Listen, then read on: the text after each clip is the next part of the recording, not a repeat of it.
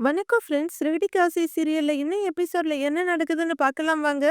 எங்க அம்மாவை எங்க அடிச்சா எப்படி விழுவாங்கன்னு பார்லர் அம்மாவுக்கு நல்லாவே தெரிஞ்சிருக்கு மீனா.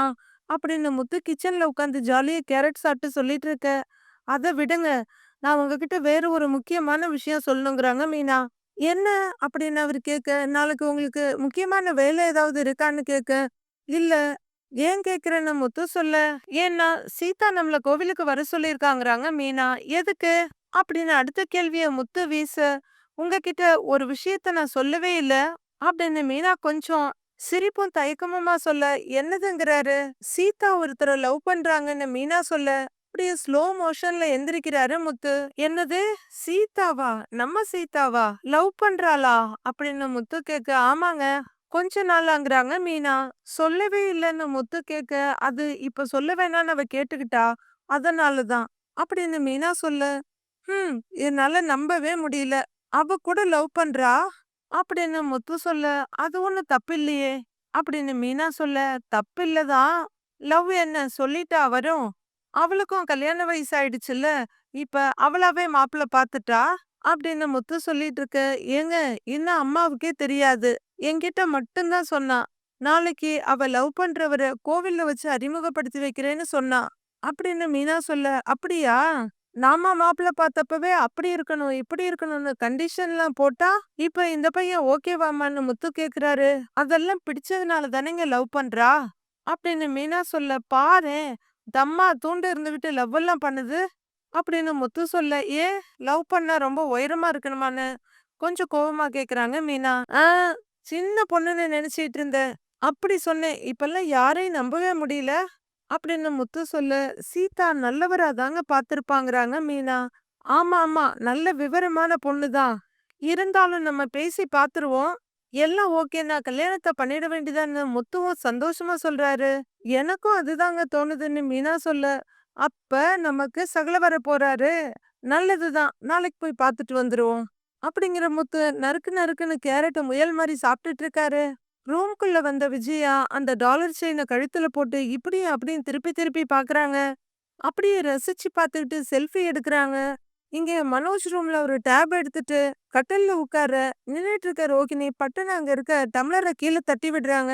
அது கீழே விழுந்து சத்தமா தரையில உருண்டு ஓடுது. இப்ப எதுக்கு அது மேல உன் கோவத்தை காட்டுறன்னு மனோஜ் கேட்க, பின்ன வேற என்ன பண்றது? இந்த வீட்ல வேற யார்கிட்டயுமே காட்ட முடியலையே. இன்னும் நான் என்னதான் பண்ணணும்? ஆன்ட்டி என்ன மன்னிக்கவே மாட்டாங்களா? நான் உண்மையிலேயே அவங்க மேல அவ்வளவு மரியாதை வச்சிருக்கேன். என் அம்மா மாதிரி தானே பார்த்தேன். இன்னும் எவ்வளவுதான் என்ன இன்சல்ட் பண்ணுவாங்க? அவங்க ஏன் அப்படி இருக்காங்க? எந்த மருமக இந்த காலத்துல மாமியாருக்கு இவ்வளவு காஸ்ட்லியான கிஃப்ட் வாங்கி தருவாங்க? இவ்வளவு தூரம் பண்ணியிருக்கேன். ஆனா இன்னும் எதிரி மாதிரி நடத்துறாங்க. அப்படின்னு ரோகிணி கத்திக்கிட்டு இருக்க, எங்க அம்மா உன் மேல அவ்வளவு பாசம் வச்சிருந்தாங்க. இந்த வீட்லயே எனக்கு அடுத்து உன்னதானே அவங்க அவ்வளவு நல்லா பாத்துக்கிட்டாங்க. ஆனா நீ அவங்க கிட்டயே அவ்வளவு பொய் சொல்லி இருக்க. எங்க அம்மா எதை வேணாலும் மன்னிப்பாங்க. ஆனா ஒருத்தவங்க பொய் சொல்லி ஏமாத்துனத மன்னிக்கவே மாட்டாங்க. உன்னை தூக்கி வச்சு கொண்டாடினாங்கல்ல, இப்ப தூக்கி கீழே போட்டாங்க. அப்படின்னு மனோஜ் சொல்ல, அதுதான் ஏன்னு கேக்குறேன். தூக்கி வச்சு கொண்டாடவும் வேண்டாம், இப்படி தூக்கி போட்டு கீழே மிதிக்கவும் வேண்டாம். அப்படின்னு ரோகிணி மறுபடியும் கத்த, ரோகிணி, அம்மா மத்த 2 மருமகள்களை விட உன்னை பத்தி பெருமையா பேசும்போதும், உன்னை ஸ்பெஷலா பாத்துக்கும் போதும் சந்தோஷப்பட்டல்ல? அப்படின்னு மனோஜ் கேட்க, இப்ப நீ என்னைய பாராட்டுறியா? இல்ல நக்கல் பண்றியா? இல்ல குத்திதான் காட்டுறியா? எனக்கு எதுவும் புரியல. அப்படின்னு ரோஹிணி கேட்க, பாராட்டும் போது சந்தோஷப்பட்ட மாரி, இப்ப திட்டும்போது அதையே நீ கொஞ்சம் தாங்கி தான் ஆகணும். அப்படின்னு அப்பப்ப அறிவாளித்தனமா பேசுறாரு மனோஜ். எதுக்கு நான் தாங்கணும்? மன்னிக்க முடியாத தப்பையா நான் பண்ணியிருக்கேன்? ஏன் உங்க அம்மா என்னைய மன்னிச்சு ஏத்துக்கவே மாட்டாங்களா? நீயும் அவங்க பேசுறது எல்லாத்தையும் கேட்டுக்கிட்டு பேசாமலே இருக்க? உண்மைய சொல்றேன் மனோஜ். நான் உன் மேல நெறைய நம்பிக்கை வச்சிருந்தேன். எந்த சிச்சுவேஷன்லயும் என்னை விட்டு கொடுக்க மாட்டேன்னு நினைச்சேன். சப்போர்ட் பண்ணுவேன்னு நினைச்சேன். ஆனா நீ நடந்துக்கிறதெல்லாம் பார்க்கும்போது நான் நினைச்சது எல்லாமே தப்போன்னு தோணுது. அப்படின்னு ரோஹிணி சொல்ல, ரோஹிணி, வேற யாராவது உன்னை தப்பா நினைச்சிருந்தாலோ திட்டி இருந்தாலோ நான் சும்மா இருந்திருக்க மாட்டேன். அந்த முத்து ஏதாவது உன்னை கிண்டல் பண்ணா நான் அவனை திட்டுறேனா இல்லையா? ஆனா அம்மாவை எதிர்த்து என்னால கேட்க முடியாது. அப்படின்னு மனோஜும் முடிவா சொல்லிட, அதுதான் ஏன்னு கேக்குறேன். அப்படின்னு ரோஹிணி எதிரில நின்னு கேட்டுட்டு இருக்க, டக்குனு கோவத்தோட எழுந்திருக்கிற மனோஜ். சின்ன வயசுல இருந்து அம்மா பேச்ச கேட்டு தான் நான் வளர்ந்துருக்கேன். ஏன்னா, அவங்க எனக்கு நெறைய பண்ணியிருக்காங்க. நான் இவ்வளவு தூரம் படிச்சு, இவ்வளவு பெரிய ஆள் ஆனதுக்கு எங்க அம்மா தான் காரணம். நான் பெரிய ஆள் ஆகணும்னு எங்க அம்மா தான் அடிக்கடி சொல்லிக்கிட்டு இருப்பாங்க. என் மேல நம்பிக்கை வச்சாங்க. இந்த வீட்ல எல்லா நிலைமையிலயும் எனக்கு சப்போர்ட் பண்ணாங்க. என் மேல தான் அவங்களுக்கு பாசமும் அதிகம். எனக்கு எங்க அம்மா தான் எல்லாம். அப்படின்னு அவர் சைடு தெளிவா சொல்லிட, "அப்புறம் எதுக்கு என்னைய கல்யாணம் பண்ணிக்கிட்ட? உங்க அம்மா பையனாவே இருந்திருக்க வேண்டியது தானே?" அப்படின்னு ரோஹிணி கேட்க, "இங்க பாரு ரோஹிணி, அம்மா கண்டிப்பா உன்ன மன்னிப்பாங்க. இப்ப நீ அவங்களுக்கு ஒரு செயின் வாங்கி குடுத்துருக்கல்ல, அத அம்மா எடுத்துக்கிட்டாங்க. அதுலயே அவங்க ஒரு படி இறங்கிட்டாங்கன்னு தானே அர்த்தம். இப்படியே அவங்களுக்கு புடிச்சதெல்லாம் வாங்கி குடுத்துக்கிட்டே இரு. நிச்சயமா ஒரு நாள் அவங்க உன்ன மன்னிப்பாங்க." அப்படின்னு மனோஜ் சொல்ல டென்ஷன் ஆகுற ரோஹிணி, "நீ என்ன சொல்றேன்னே எனக்கு புரியல மனோஜ். எல்லாம் தெரிஞ்சுதான் பேசுறியா? இல்ல என்ன டென்ஷன் பண்றதுக்காகவே பேசுறியா? அப்ப அன்பு, பாசம் இதெல்லாம் நாம வாங்கி குடுக்குற பொருள்ல தான் இருக்கா? இப்பதான் ஒரு படி இறங்கி இருக்காங்க. அவங்க முழுசா இறங்கி வர்ற வரல நான் வாங்கி குடுக்கணும்னு வச்சுக்கோயேன். நான் எங்கேயாவது போய் கொள்ள அடிக்க வேண்டியதாங்கிறாங்க ரோஹிணி. இப்ப எதுக்கு வாங்கி குடுத்த? அம்மாவ சமாதானப்படுத்த தானே வாங்கி குடுத்த?" அப்படின்னு மனோஜ் கேட்க, "நான் வாங்கி குடுத்தேன் தான். ஆனா இதே மாரி தொடர்ந்து வாங்கி குடுக்க சொல்ற? இங்க பாரு மனோஜ், இந்த செயினையே நான் ஒண்ணும் கடையில வாங்கல. தெரிஞ்ச ஒருத்தர் விக்கிறேன்னு சொன்னாரு. அவர்கிட்ட இருந்து தான் நான் இத வாங்கினேன். அதுவும் கடன் வாங்கி தான் இந்த நகைய வாங்கியிருக்கேன்." அப்படின்னு ரோஹிணி சொல்ல, "என்ன கடன் வாங்கியிருக்கியா?" அப்படின்னு மனோஜ் அதிர்ச்சியா கேட்க, "பின்ன வேற என்ன பண்ண சொல்ற? இவ்வளவு தூரம் இறங்கி போயும் எப்படியாவது உங்க அம்மாவ பேச வைக்கலான்னு பாத்துக்கிட்டு இருக்கேன். நீ ஏதாவது ஒரு வகையில எனக்கு சப்போர்ட் பண்ணாதானே என் மேல எல்லாரும் மரியாதையா இருப்பாங்க. இப்ப இங்க எல்லாருமே என்ன காமெடியா தான் பாக்குறாங்க. நீ ஒரு நாள் எனக்கு சப்போர்ட் பண்ணி பேசி பாரு. அப்புறம் உங்க அம்மாவே என்கிட்ட இறங்கி வருவாங்கங்கிறாங்க ரோஹிணி. அதுக்கு கொஞ்சம் டைம் எடுக்கட்டும். அம்மா கொஞ்சம் கோவம் குறையட்டும். அப்ப நான் போய் பேசுறேன். இப்ப போய் நான் அம்மா கிட்ட பேசினேன்னா அவங்க உன்னையும் என்னையும் நிரந்தரமா பிரிச்சிருவாங்க." அப்படின்னு மனோஜ் சொல்ல, "உங்க அம்மாவ பத்தி நீ இவ்வளவு நல்லா தெரிஞ்சு வச்சிருக்கல்ல, அப்புறம் எதுக்கு சைலண்டா இருக்க? இப்படி பண்ணாதீங்க, இதெல்லாம் தப்புன்னு நீ சொல்ல வேண்டியது தானே?" அப்படின்னு ரோஹிணி கேட்க, "அவசரப்படாத. இந்த விஷயத்துல அம்மா ரூட்லயே போய் தான் அம்மாவ மாத்தணுங்கிறாரு மனோஜ். நீ அவங்கள மாத்துறதுக்குள்ள அவங்க என்னை இந்த வீட்ல வேலை செய்யறவளாவே மாத்திருவாங்க." அப்படின்னு ரோஹிணி சொல்ல, "பொறுமையா இரு, நேரம் வரட்டும். அம்மா நல்ல மூட்ல இருக்கும்போது நானே பேசுறேன்." அப்படின்னு மனோஜ் சொல்ல, "இதெல்லாம் ஏதோ சின்ன பசங்க விளையாடுற மாதிரி இருக்கு. ஆனா ஒண்ணு, இந்த வீட்ல முத்துவ எடுத்துக்கோ. எப்பவுமே மீனாவுக்கு தான் சப்போர்ட் பண்றாரு. ரவி, ஸ்ருதிக்கு தான் சப்போர்ட் பண்றாரு. நீ எனக்கு சப்போர்ட் பண்றதே இல்ல. அதனால தான் உங்க அம்மாவுக்கு இது நல்ல வசதியா போச்சு. அத வச்சு அவங்க என்னைய ரொம்ப இன்சல்ட் பண்றாங்க. எனக்காக அவங்க கிட்ட நீ பேசவே மாட்டல்ல?" அப்படின்னு ரோஹிணி கேட்க, "ரோஹிணி, நான் சொல்ல வர்றத கொஞ்சம் புரிஞ்சுக்கோ." அப்படிங்கிறாரு மனோஜ். "பரவால்ல விடு. நீ எதுவுமே பேசவே வேண்டாம். கடைசி வரல 2 பேரும் இப்படியே இருக்கலாம். நானும் தினமும் அவமானப்பட்டுக்கிட்டே இருக்கேன். நடக்கிறது நடக்கட்டும்னு எரிச்சலா சொல்றாங்க. நைட் ஆகுது. ஸ்ருதி வாட்டர் பாட்டில் எடுத்துட்டு ரூம்குள்ள வர்றாங்க. ரவி மொபைல பார்த்துட்டு இருக்க. ரவி அப்படின்னு ஸ்ருதி கூப்பிட என்னன்னு கேக்குறாரு. "நீயே சொல்லுவேன்னு பார்த்துட்டு இருக்கேன்." அப்படின்னு ஸ்ருதி சொல்லிட்டு நிக்க, "சொல்றதுக்கு என்ன இருக்கு? ஒண்ணும் சொல்றதுக்கு இல்லையேங்கிறாரு அவரு. ரிசைன் பண்றேன்னு சொல்லிட்டியா இல்லையா?" அப்படின்னு ஸ்ருதி கேட்க, "நான் தான் காலையிலேயே உன்கிட்ட சொல்லிட்டேன்ல." "இப்ப முடியாதுன்னு ரவி சொல்ல, ஏன்டா இப்படி பண்ற? ஒழுங்கா ரிசைன் பண்ணு. இப்பவே நீத்துவுக்கு ஃபோன் பண்ணி ரிசைன் பண்றேங்கிறத சொல்லு." அப்படின்னு ஸ்ருதி சொல்ல, "இங்க பாரு, ஏதோ ட்ரெஸ்ஸ மாத்துற மாதிரி எல்லாம் வேலையை எல்லாம் உடனே உடனே மாத்த முடியாது. புரியாம பேசாதன்னு ரவி சொல்ல, நான் புரிஞ்சு தான் பேசிக்கிட்டு இருக்கேன். உனக்கு தான் எதுவுமே புரியல. சரி, நீ உன் டெசிஷன மாத்துற மாதிரி இல்ல. அதனால நானும் ஒண்ணு டிசைட் பண்ணிட்டேன்." அப்படின்னு ஸ்ருதி சொல்ல, அப்படியே பார்த்துட்டு உட்கார்ந்திருக்காரு ரவி. "நான் ஒண்ணு டிசைட் பண்ணிருக்கேன்னு சொல்றேன். அது என்னன்னு கூட கேட்க மாட்டியா?" அப்படின்னு ஸ்ருதி கேட்க, "கேட்கலன்னா மட்டும் என்ன விடவா போற? சொல்லு." அப்படின்னு ரவி சொல்ல, "ஏன்டா இப்படி வேண்டா வெறுப்பா கேக்குற? கொஞ்சமாவது இன்ட்ரெஸ்டோட கேளு." அப்படின்னு ஸ்ருதி சொல்ல, "நீ முதல்ல விஷயத்த சொல்லு ஸ்ருதி." அப்படின்னு டென்ஷன மறைச்சிட்டு சொல்றாரு ரவி. "நான் ஒரு இடம் வாங்க போறேன்." அப்படின்னு ஸ்ருதி சொல்ல, "எதுக்கு? வீடு கட்ட போறியான்னு?" கேக்குறாரு ரவி. "ம், நம்ம 2 பேரும் சேர்ந்து ஒரு ரெஸ்டாரண்ட் ஸ்டார்ட் பண்ணலாம்." அப்படின்னு ஸ்ருதி சொல்ல, "ரெஸ்டாரண்டா? என்ன சாதாரணமா சொல்ற? அதுக்கு இன்வெஸ்ட் பண்ணணும். நெறைய பணம் வேணும்." அப்படின்னு ரவி சொல்ல, "அத பத்தி எல்லாம் ஒண்ணும் பிரச்சனை இல்ல. என் வீட்ல தான் நெறைய பணம் இருக்கே. என் மம்மி டாடி கிட்ட ஒரு வார்த்தை சொன்னேன்னா எவ்வளவு வேணாலும் கொண்டு வந்து கொடுக்க போறாங்க அப்படின்னு ஸ்ருதி சொல்ல, இதுதான் உன் ஐடியாவா? நான் முன்னாடியே சொல்லிட்டேன் உன் வீட்ல இருந்து பணம்லாம் எதுவும் வாங்க வேண்டான்னு அப்படின்னு ரவி சொல்ல, அப்புறம் எப்படிடா ரெஸ்டாரண்ட் ஸ்டார்ட் பண்ண முடியும் அப்படின்னு ஸ்ருதி சொல்ல, நம்ம சொந்த பணத்துல பண்ணலாம். ரவி சொல்ல, அவ்வளவு பணம் சேர்க்கறதுக்குள்ள நம்ம தாத்தா பாட்டி ஆயிடுவோங்கிறாங்க ஸ்ருதி. ஏன் பேங்க்ல லோன் எடுத்துக்கலாம், கொஞ்ச நாள் போகட்டும்ங்கிறாரு ரவி. பேங்க்ல லோன் வாங்குறதுக்கு என் டாடி கிட்ட வாங்கினா என்ன இப்போ அப்படின்னு ஸ்ருதி கேட்க, வேணாம் ஸ்ருதி, சொன்னா புரிஞ்சுக்கோ, உங்க வீட்டு பணத்துல எனக்கு எந்த பிசினஸும் ஆரம்பிக்க வேண்டாம், நான் நானா இருக்கணும்னு ஆசைப்படுறேன் அப்படின்னு ரவி சொல்ல, ஏன்டா சாதாரண மிடில் கிளாஸ் மாதிரியே நீயும் யோசிக்கிற, என்ன இப்போ எப்படியும் என் டாடியோட ப்ராப்பர்ட்டிஸ் எல்லாம் எனக்கு தானே வருங்கிறாங்க ஸ்ருதி. அது உனக்கு தான், நமக்கு இல்ல, அவங்க காலத்துக்கு அப்புறம் உனக்கு வரும், நீயே அதை வச்சுக்கோ, அதுக்காக இப்பவே அந்த பணத்தை வாங்கி பிசினஸ் ஆரம்பிக்கணும்னு எந்த அவசியமும் இல்ல அப்படின்னு ரவி சொல்ல, ஸ்ருதிக்கு ரொம்பவே எரிச்சலா இருக்கு. ஏன் ரவி இப்படி அப்படின்னு ஃபெடப் ஆகி கேட்க, சொன்னேன்ல என்னாலதான் நீத்துவோட ரெஸ்டாரண்ட் நல்லா ரன் ஆகுதுன்னு, அப்ப என் டேலண்ட்ல உனக்கு நம்பிக்கை இல்லையா? நானே சம்பாதிச்சு என் சொந்த பணத்துல ரெஸ்டாரண்ட் ஆரம்பிக்கிறேன், அப்படி முடியலன்னா பேங்க்ல லோன் வாங்கி கூட ஆரம்பிக்கிறேன், அதனால எனக்கு யாரோட சப்போர்ட்டும் தேவையில்லை அப்படின்னு ரவி சொல்ல, சரி விடு, நான் இன்னொரு டெசிஷன் எடுத்திருக்கேங்கிறாங்க ஸ்ருதி.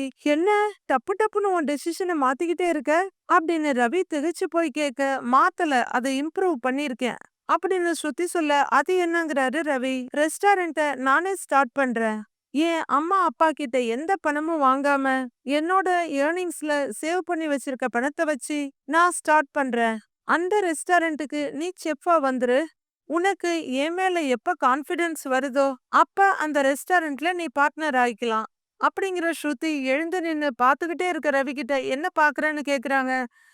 முதல்ல நீ ரெஸ்டாரண்ட்ட ஸ்டார்ட் பண்ணு, மத்ததெல்லாம் அப்புறம் பாத்துக்கலாம் அப்படிங்கிற ரவி தலைவாணி எடுத்து வச்சு நிம்மதியா தூங்க ஆரம்பிக்கிறாரு. மறுநாள் பொழுது விடிய ஜனங்கள்லாம் கோவிலுக்கு வந்துகிட்டு இருக்காங்க. அருண் ரொம்ப ஃபார்மலா ட்ரெஸ் பண்ணிட்டு வண்டியில வந்து நிறுத்திட்டு கையில ஒரு சின்ன கவரோட வந்து சாமியை கும்பிடுறாரு. அவர் கொடிமரத்தை கும்பிட்டுட்டு கொஞ்ச தூரம் வந்து பார்க்க அங்க சீதா நின்னுட்டு இருக்காங்க. இவரு லைட் ப்ளூல ரொம்பவே கலக்கலா ட்ரெஸ் போட்டுட்டு வந்திருக்க, கிட்ட கிட்ட சீதாவும் அதே கலர்ல போட்டு வந்திருக்காங்க. அவங்கள பார்த்த உடனே திகைச்சு போய் ரொம்ப கியூட்டா சிரிச்சுக்கிட்டே அவங்க கிட்ட வர்ற அருண், என்ன புடவையெல்லாம் கட்டியிருக்கன்னு கேக்குறாரு. ஆமா, கல்யாணத்தை பத்தி பேச ஆரம்பிக்க போறோம்ல, அதுவும் ஃபர்ஸ்ட் டைம் எங்க மாமாவையும் அக்காவையும் மீட் பண்ண போறீங்கல்ல, அதான் ஒரு ட்ரெடிஷனல் லுக்ல அப்படின்னு சீதா சொல்ல, அழகா இருக்க, அவங்க வந்துட்டாங்களான்னு அருண் கேக்குறாரு. கிளம்பிட்டதா அக்கா சொன்னாங்க, இன்னும் கொஞ்ச நேரத்துல வந்துருவாங்க அப்படிங்கிற சீதா. கையில என்ன இருக்குன்னு கேக்குறாங்க. ஸ்வீட்டு பூவெல்லாம் வாங்கிட்டு வந்தேன், ஃபர்ஸ்ட் டைம் உன் ஃபேமிலியை இன்ட்ரோ பண்ணி வைக்க போறல்ல, சரி வெறுங்கையோட வர வேண்டாமேன்னு தான் அப்படின்னு அருண் சொல்ல, பரவாயில்லையே உங்களுக்கு இதெல்லாம் கூட தெரியுமா அப்படின்னு பெருமையோட சொல்ற சீதா. அப்படியே அருண் தலையில இருந்து கால் வரலும் பாக்குறாங்க. என்ன பாக்குற அப்படின்னு அருண் கேட்க, இல்ல உங்களை நான் ஸ்ட்ரிக்டான போலீஸ் ஆபீசர்னு தான் நினைச்சேன், ஏதோ ஃபர்ஸ்ட் டைம் ஸ்கூலுக்கு போற பையன் மாதிரி இவ்வளவு டென்ஷனா இருக்கீங்க அப்படின்னு சீதா சொல்ல, டென்ஷன் இருக்காதா பின்ன, இவ்வளவு நாள் நீ டெஸ்ட் வைக்கிறேன்னு சொல்லிக்கிட்டு இருந்த, அதுல எல்லாம் ஒரு வழியா பாஸ் பண்ணிட்டேன், இப்ப உங்க அக்கா மாமா வேற வராங்கன்னு சொல்ற, அவங்க என்ன சொல்ல போறாங்கன்னு தெரியல, ஏதாவது டெஸ்ட் வைப்பாங்களா அப்படின்னு அருண் ஒரு எதிர்பார்ப்போட கேட்க, ஆமா ரன்னிங், ஹை ஜம்ப் இதெல்லாம் பண்ண சொல்லுவாங்கங்கிறாங்க சீதா. ஏய் என்ன சொல்ற அப்படின்னு அருண் கொஞ்சம் திகைப்போட கேட்க, ஏங்க அதெல்லாம் ஒண்ணும் இல்ல, என் அக்கா மாமாலாம் எப்படா எனக்கு கல்யாணத்தை பண்ணி முடிப்போன்னு வெயிட் பண்ணிட்டு இருக்காங்க, வந்த உடனே எப்போ மண்டபத்தை புக் பண்ணலான்னு தான் கேட்க போறாங்க அப்படின்னு சீதா சொல்ல, எனக்கு நாளைக்கே கூட ஓகே தாங்கிறாரு அருண். நான் ரெடின்னு அவரு சிரிக்க, இப்படிலாம் அவங்ககிட்ட சொல்லிடாதீங்க, எங்க மாமா அதையே செஞ்சாலும் செஞ்சிடுவாரு அப்படின்னு சீதா சொல்ல, அப்ப கன்ஃபார்மா உங்க அக்காவும் மாமாவும் கல்யாணத்துக்கு ஓகே சொல்லிடுவாங்கல்ல அப்படின்னு அருண் கேட்க, அவங்களுக்கு ஆல்ரெடி ஓகே தான், இப்ப பேசி கன்ஃபார்ம் பண்ண வர்றாங்க அவ்வளவுதான்னு சீதா சொல்ல, அவங்களுக்கு என்ன பிடிக்குமில்ல அப்படின்னு அருண் கேட்க, உங்களை யாருக்காவது பிடிக்காம போகுமா அப்படின்னு சீதா சொல்ல, என்னமோ தெரியல, காலையில இருந்து ஒரே டென்ஷனா இருக்கு அப்படின்னு அருண் சொல்ல, எதுக்கும் கவலைப்படாதீங்க, என் அக்காவும் மாமாவும் என் விருப்பத்துக்கு மாறா எதுவும் சொல்ல மாட்டாங்க, அவங்க 2 பேரும் ரொம்ப நல்லவங்க அப்படின்னு சீதா சொல்ல, உங்க அக்கா சாஃப்டானவங்கன்னு சொல்லியிருக்கு, ஆனா உங்க மாமா எப்படிங்கிறாரு அருண், அவருக்கு கொஞ்சம் முன்கோவம் அதிகமா வரும், மத்தபடி ரொம்ப நல்லவரு, எங்க ஃபேமிலி மேல அவ்வளவு பாசமா இருப்பாரு, உங்களுக்கு அவரு ரொம்ப பிடிக்கும். பேச ஆரம்பிச்சீங்கன்னா விடவே மாட்டீங்க. கொஞ்ச நேரத்துல பாக்க தானே போறீங்க. சரி வாங்க போலான்னு சீதா திரும்ப, ஏய் இரு இரு இரு. இந்த ட்ரெஸ்ல ஒரு செல்ஃபி எடுத்துக்கலாங்கிறாரு. கிட்ட வான்னு சொல்லி 2 பேரும் ஒரு செல்ஃபி எடுத்துக்கிறாங்க. கார வேகமா ஓட்டிட்டு இருக்க முத்து கொஞ்சம் டென்ஷனு கோவமா, "சீக்கிரம் கிளம்பி வான்னா கேக்குறியா? இந்த பொம்பளைங்க மட்டும் கிளம்புறதுக்கு ஏன் இப்படி லேட் பண்றாங்கன்னே தெரியல." அப்படின்னு கத்த, "எதுக்கு இப்ப இவ்ளோ டென்ஷன் ஆகுறீங்கன்னு?" மீனா கேக்குறாங்க. "டென்ஷன் ஆகாம பின்ன? சீதா கல்யாணம் பண்ணிக்கிறவர பாக்க போறோம். அவர நாம வெயிட் பண்ண வைக்க கூடாதுல்ல?" அப்படின்னு முத்து டென்ஷனா கத்திட்டு இருக்க, "ஏங்க 8 மணிக்கு தானே வரேன்னு சொல்லியிருக்கோம். அதுக்கு இன்னும் டைம் இருக்குல்ல போங்கங்கறாங்க மீனா. "ஆ பாரு. ஆனா சீதாவுக்கு ஏத்த மாப்பிள்ளைய அவளே பாத்துக்கிட்டால்ல?" அப்படின்னு முத்து சொல்ல, "கல்யாணமே வேண்டான்னு சொல்லிக்கிட்டு இருந்தா. அவ மனசையும் ஒருத்தர் மாத்திருக்காரு பாருங்களேன்." அப்படின்னு மீனா சொல்ல, "ஆ ஆ மாப்பிள்ளை அப்படி இருக்கணும், இப்படி இருக்கணும்னு கண்டிஷன்லாம் போட்டா, அதுக்கெல்லாம் அவருக்கு ஓகேவா?" அப்படின்னு முத்து கேக்க, "ஏங்க ஓகேவா இருக்கறதுனால தானே சீதா லவ் பண்ணியிருக்கா?" அப்படின்னு மீனா சொல்ல, "இத மட்டும் நல்லபடியா பேசி முடிச்சுட்டோம்னு வையேன், எனக்கு இருக்கிற பெரிய கடமையில ஒண்ணு முடிஞ்சிடும்." அப்பா சொல்லிட்டே இருப்பாரு, "டேய் அந்த குடும்பத்துக்கு நீ தான் எல்லாம் பாத்துக்கணும்னு." நல்லவரா தானே இருப்பாருன்னு முத்து கேக்க, "என் தங்கச்சி மேல எனக்கு நம்பிக்கை இருக்குங்க. அவ கண்டிப்பா ஒரு நல்லவரா தான் செலக்ட் பண்ணியிருப்பா." அப்படின்னு மீனா சொல்ல, "ஆமா ஆமா சீதா தெளிவான பொண்ணுதான். அவ கரெக்ட்டா தான் பாத்திருப்பா." "ஆமா அவருக்கு நம்மள பிடிக்குமான்னு?" முத்து கேக்க, "ஏன்?" அப்படின்னு மீனா கேக்குறாங்க. "இல்ல பொண்ண புடிச்சு குடும்பத்த பிடிக்காம போயிருச்சுன்னா, எப்படியும் நல்லா படிச்சவரா இருப்பாரு. நான்லாம் படிக்காதவன் தானே." அப்படின்னு கொஞ்சம் காம்ப்ளெக்ஸோட சொல்றாரு முத்து. "ஏங்க ஏன் இப்படியெல்லாம் பேசுறீங்க? படிச்சிருந்தா தான் எல்லாருக்கும் பிடிக்குமா என்ன? நல்ல குணம் இருந்தாலே போதுங்க. அப்படி பார்த்தா உங்கள எல்லாருக்குமே பிடிக்கும்." அப்படின்னு மீனா உசுப்பேத்தி விட, "அப்படியா சொல்றேன்னு?" முத்து கேக்குறாரு. "ஆமா. கொஞ்ச நேரம் உங்ககிட்ட பேசினாலே உங்கள எல்லாருக்கும் பிடிச்சிரும்." அப்படின்னு மீனா சொல்ல, கொஞ்சம் சமாதானப்படுத்திட்டு, "ஆமால்ல, நம்மகிட்ட ஏதோ இருக்கு." அப்படிங்கிற முத்து கார கொஞ்சம் வேகமா ஓட்டிட்டு வந்து ஒரு இடத்துல நிறுத்துறாரு. "எதுக்கு இங்க நிறுத்துறீங்க?" அப்படின்னு மீனா கேட்க, முத மாப்பிள்ளைய பாக்க போறோம். அதுவும் கோவில்ல வேற போய் பாக்க போறோம். பழங்கிலம் வாங்கிட்டு போக வேணாமா?" அப்படின்னு முத்து கேட்க, "என்ன நீங்க இப்படிலாம் கூட யோசிக்கிறீங்க?" அப்படின்னு மீனா கேட்க, "அம்மா எனக்கும் கொஞ்சம் அறிவெல்லாம் இருக்குது. இறங்குங்க." அப்படின்னு சொல்லிட்டு அவரும் இறங்க, மீனாவும் கீழே இறங்குறாங்க. ஒரு கூடை எடுத்து அங்க இருக்க ஆப்பிள், ஆரஞ்சு, மாதுளைன்னு கட கட கடன்னு அதுக்குள்ள அள்ளி போடுறாரு. "ஏங்க என்னங்க நீங்க? எதுக்கு எல்லா பழத்தையும் எடுத்துட்டு இருக்கீங்க?" அப்படின்னு மீனா கேட்க, "இல்ல மீனா, மாப்பிள்ளைய தடவையா பார்க்க போறோம். அவருக்கு என்ன பழம் பிடிக்கும்னு தெரியாது. நீ வேணா ஒண்ணு பண்றியா? சீதாவுக்கு ஃபோன் போடுங்கிறாரு முத்து. எதுக்கு அதெல்லாம் கேட்கணும்? நாமளே பழத்த வாங்கிட்டு போவோம்." அப்படின்னு மீனா சொல்ல, "என்ன மீனா நீ? அப்படிலாம் ஏதோ ஒரு பழத்த வாங்கிட்டு போகக்கூடாது. ஒருத்தருக்கு என்ன பிடிக்குதோ அத தானே வாங்கிட்டு போகணும். மத்த பழம் வேணும்னா வாங்கிக்கலாம். ஆனா அவருக்கு பிடிச்சத சேர்த்து வாங்கிட்டு போலாம். முதல்ல ஃபோன் பண்ணுங்கிறாரு முத்து." கோவில் பிரகாரத்த சீதாவும் அருணும் சுத்தி வந்துகிட்டு இருக்காங்க. அப்ப சீதாவோட மொபைல் ரிங் ஆயிட்டு இருக்கு. இப்ப ஹாப்பியான அருண் கேட்டுட்டு இருக்காரு. மொபைல எடுத்து பாக்குற சீதா, "அக்கா தான் ஃபோன் பண்றா." அப்படிங்கிற சீதா ஃபோன் ஆன் பண்ணி, "ஹலோ அக்கா, இங்க தான் வெயிட் பண்ணிட்டு இருக்கோம். எங்க இருக்கீங்க? வந்துட்டீங்களான்னு?" கேட்க, "ஆ சீதா, உங்க மாமா பழம் வாங்கிட்டு இருக்காரு. அவருக்கு என்ன பழம் பிடிக்கும்னு கேட்டு சொல்லேன்." அப்படின்னு கேட்க, "ஏதோ ஒண்ணு வாங்கிட்டு வாங்கக்காங்கிறாங்க சீதா. அதுக்காக நெறைய எல்லாம் வேண்டாம். ஏற்கனவே அவர் ஸ்வீட் எல்லாம் வாங்கிட்டு வந்திருக்காரு." அப்படின்னு சீதா சொல்ல, "ஏங்க அவ ஏதோ ஒண்ணு வாங்கிட்டு வர சொல்றாங்கறாங்க முத்துக்கிட்ட." "ஆ இதெல்லாம் சரிப்பட்டு வராது. நீ ஃபோன குடு நானே கேட்டுக்கிறேன்." அப்படின்னு முத்து சொல்ல, "இருங்க இருங்க நானே கேக்குறேன்." அப்படிங்கிற மீனா, "ஏய் உன் மாமா விடமாட்டேங்கிறாருடி. அவருக்கு என்ன பழம் பிடிக்கும்னு கேட்டு சொல்லு." அப்படின்னு சொல்ல, "ஷ் நீங்க இருக்கீங்களே.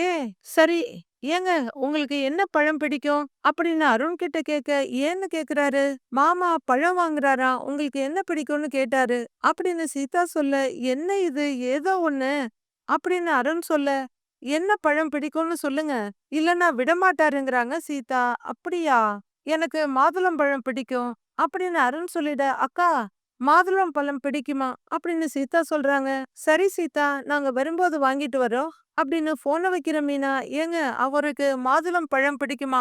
அப்படின்னு சொல்ல, "அப்படியா? உடம்புக்கு நல்லதுதான். மாதுளை ஜூஸ் நெறைய குடிச்சாதான் ரத்தம் நல்லா ஊரும்." அப்படின்னு சொல்லிக்கிட்டே முத்து வேகமா மாதுளை பக்கம் போக, இதெல்லாம் நல்லா சொல்லுங்க. ஆனா நீங்க குடிக்கிற விஷயம் வேறயால்ல இருக்கு?" அப்படின்னு மீனா சொல்ல, இந்த மாரி அவதூறெல்லாம் பேசிட்டு இருக்காத." அப்படிங்கிற முத்து இன்னொரு கூடை எடுத்து மாதுளைய அள்ளி போட்டுட்டு இருக்காரு. ஏங்க ஏங்க எதுக்கு இவ்வளவு அள்ளி போட்டுட்டு இருக்கீங்க அப்படின்னு மீனா கேட்க, பரவாயில்ல மீனா, இருக்கட்டும். இப்ப என்னன்னு சொல்லிட்டு பரபரப்பா அள்ளிட்டு இருக்காரு. எடுத்த வேகத்துக்கு எப்படியும் ஒரு 10 கிலோவாவது வாங்கியிருப்பாங்கன்னு பார்த்தா, ஒரு 1.5 கிலோ 2 கிலோ அளவு எடுத்துட்டு வர்றாங்க வெளிய. வண்டியில உட்காந்துட்டு சீட் பெல்ட்ட போட்டு போலாமான்னு மீனா கேட்க, வண்டிய எடுக்கிற முத்து கொஞ்ச தூரம் போய் நிறுத்துறாரு. எதுக்கு வண்டிய நிப்பாட்டுறீங்க அப்படின்னு மீனா கேட்க, இல்ல அவர முதல்ல பார்க்க போறோம். இனிப்போட ஆரம்பிக்கலாமே, ஸ்வீட் வாங்கிட்டு போலாங்கிறாரு முத்து. சரின்னு மீனா தலையாட்ட, இறங்க போன முத்து அவருக்கு என்ன ஸ்வீட் பிடிக்கும்னு தெரியாதே, சீதாவுக்கு ஃபோன் பண்ணி கேளுங்கிறாரு. ஏங்க மறுபடியுமா அப்படின்னு மீனா கேட்க, ப்ளீஸ் கேளேன் அப்படின்னு முத்து சொல்ல, அப்படிங்கிற மீனா மறுபடியும் சீதாவுக்கு கால் பண்றாங்க. அக்கா தான் சொல்லிட்டு சொல்லுக்காங்கறாங்க. என்ன ஸ்வீட் பிடிக்கும்னு சீதா கிட்ட கேட்க, அவங்க அருண் கிட்ட கேட்க, பேச்சு இப்படியே போகுது. பால்கோவா வாங்க அப்படின்னு மீனா சொல்ல, ஆ சரி, நீ இங்கேயே இரு, நான் போய் வாங்கிட்டு வந்துடுறேன் அப்படிங்கிற முத்து காரை விட்டு இறங்கி ரோட்டை கிராஸ் பண்ணி ஆப்போசிட்ல இருக்க கடையில எல்லாமே சொல்லிட்டு இருக்காரு, அது இதுன்னு. என்ன உங்க மாமாவை விட்டா கல்யாணத்துக்கு வேண்டியது எல்லாமே வாங்கிட்டு வந்துருவாரு போல அப்படின்னு அருண் கேட்க, நான் தான் சொன்னேன்ல, அவரு ரொம்ப பாசமா இருப்பாருன்னு. நமக்கே இவ்வளவு பண்றாருன்னா பாத்துக்கோங்க என் அக்காவை எப்படி பாத்துப்பாருன்னு அப்படின்னு சீதா சொல்ல, ஆ நானும் நல்லா பாத்துப்பேனேங்கிறாரு அருண். அதான் எனக்கு தெரியுமே அப்படின்னு சீதா சொல்ல, ஐயோங்கிறாரு அருண். என்னாச்சுன்னு கேட்க, நான் வாங்கின ஸ்வீட் உங்க மாமாவுக்கு பிடிக்குமான்னு தெரியலையே அப்படின்னு அருண் சொல்ல, அதெல்லாம் அவருக்கு ரொம்ப பிடிக்கும், நீங்க வாங்க போகலாம் அப்படின்னு சொல்லிட்டு அவங்க நடக்க ஆரம்பிக்க, இங்க முத்துவும் மீனாவும் ரொம்பவே சந்தோஷமா கார்ல வந்துட்டு இருக்காங்க.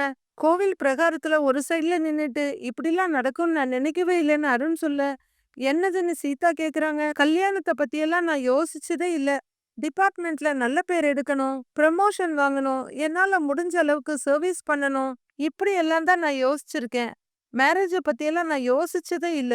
என்னைக்கு நான் உன்னை பார்த்தேனோ அன்னைக்கு எல்லாமே மாறிடுச்சு. இப்ப நம்மள பத்தியும் நம்ம ஃபியூச்சர பத்தியும் தான் நிறைய யோசிக்கிறேன் அப்படின்னு அருண் சொல்ல, கொஞ்சம் சந்தோஷமும் வெக்கமுமா, நானும் தான் கல்யாணமே இப்ப வேண்டான்னு நினைச்சுக்கிட்டு இருந்தேன். ஆனா உங்கள பார்த்ததுக்கு அப்புறம் தான் எல்லாமே மாறுச்சு.